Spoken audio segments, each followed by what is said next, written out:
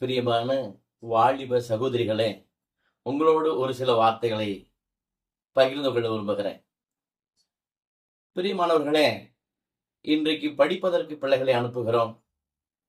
நன்றாய் படித்து நன்றாய் முன்னேற வேண்டும் என்று சொல்லி பெற்றோர்கள் ஆசையாய் கேட்டதெல்லாம் வாங்கி கொடுத்து அனுப்புகிற வேளையில பிள்ளைகள் சென்று படிக்கிற பொழுது எல்லாம் படிப்பு முடிந்தோ முடியாமலோ ஒரு ரிசல்ட் கொடுக்குறீங்க.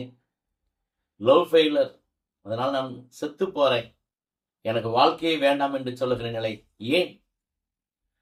பிரியமான பிள்ளைகளே, உங்களை ரொம்ப அன்போடு கேட்டுக்கொள்ளுகிறேன். உங்களை அனுப்பியது படிப்பதற்கா, பரிதாபமாய் சாவதற்கா?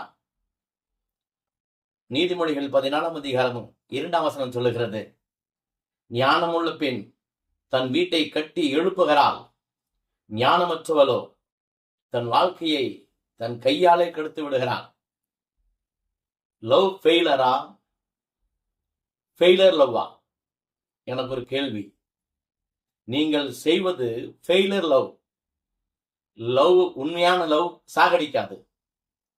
ஏனென்றால் உண்மையான லவ் காலம், நேரம், சூழ்நிலை எல்லாவற்றையும் சரியாய் அறிந்து ஏற்ற காலத்தில் ஒருவருக்கொருவரை விரும்பி திருமணம் செய்து வாழ்வது லவ். ஆனால் படிக்கிற இடத்துல கண்ட பையன்களை, கண்ட பிள்ளைகளை தேர்ந்து கொள்வது, ஆழம் தெரியாமல் காலை விடுவது, காலை விட்டு மாட்டிக்கொண்ட பிறகு ஐயோ நான் சாகிறேன், இந்த வாழ்க்கை வேண்டாம், இந்த வாழ்க்கை எதற்கு, அப்பா அம்மா யாரும் வேண்டாம் என்று சொல்லி சாகிற நிலை ஏன்? நான் இன்னும் கொஞ்சம் உங்களை கேட்கிறேன். இன்றைக்கு லவ் பண்ணும் பொழுதே உன்னை விட்டு விலகி போகிறான் என்றால், திருமணம் முடிந்து உன்னை ஒரு இரு குழந்தைகளை பெற்ற பிறகு உன்னை விட்டு போவாளானால் நீ என்ன செய்வாய்? பிரியமானவர்களே, லவ் ஃபெயிலர் அல்ல. நீங்க ஃபெயிலரான லவ் பண்ணதுனால அவன் என்ன பண்றான், சாதாரண கழட்டி விட்டுட்டு போறத பாக்குறாங்க.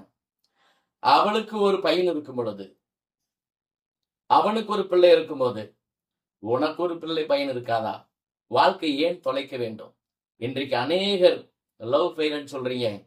தவறு. நான் சொல்றேன், ஃபெயிலர் லவ் பண்றீங்க. அவன் யாரும் தெரியாது, எங்கேயோ போய் வேலை செய்றீங்க, எங்கேயோ படிக்கிறீங்க, படிக்கிற இடத்துல பிக்ஸ் பண்றீங்க, சரியா நடக்கிறது இல்லை, அப்புறம் சாவரன்னு சொல்றீங்க. ஆகவே நீங்கள் எக்காரணத்தை முன்னிட்டும் உங்களுடைய லவ் உண்மையா இருந்தால் பாவம் இல்லாத லவ்வா இருக்கணும். கல்யாணத்துக்கு முன்னமே தவறு செய்வதால்தான் தவறாய் முடிகிறது. ஆகவே வாழ்க்கையை சீராய் சிறப்பாய் உங்கள் கையிலே கட்டி எழுப்புற வாழ்க்கை இருக்க வேண்டும் என்று நல்ல லவ் செய்து நல்ல வாழ்க்கை வாழுங்கள்.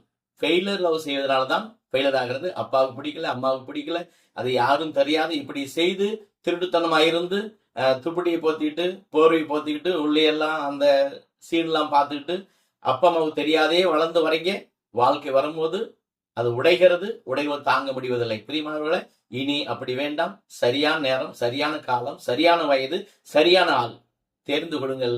வாழ்க்கை சிறப்பாயிருக்கும். ஆமென்.